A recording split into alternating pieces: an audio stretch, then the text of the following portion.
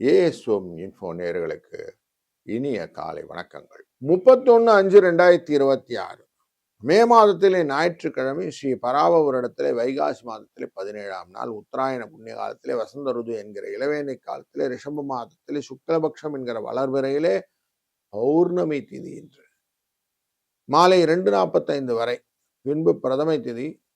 இன்னைக்கு அனுஷ நட்சத்திரம் என்கிற விருச்சிக ராசியிலே சந்திரன் மாலை 4:45 வரை, பின்பு கேட்டை நட்சத்திரம். பௌர்ணமி போது நம்ம கிரிவலம் வருவது, அருணாச்சலம் போன்ற மலை பிரதேசங்களிலே சிவனை வழிபடுவதும் நல்லது. 7:30 8:30 நல்ல நேரம், 3 4:30 நல்ல நேரம் என்கிற நல்ல நேரங்கள் கொண்ட இந்த நாளிலே ராகு காலம் 4:06, யமகண்டம் 12:01, குளிய நேரம் 3:04. மேற்கு பக்கம் சூலம், வெள்ளம் பரிகாரம். ரிஷப லக்னத்திலே சூரியன் 2 நாழிகை 18 வினாடிகள். அஸ்வினி மரண்டும் பரணி நட்சத்திரம் மேஷராசியிலே சந்திராஷ்டமம் பெற்றிருக்கும்.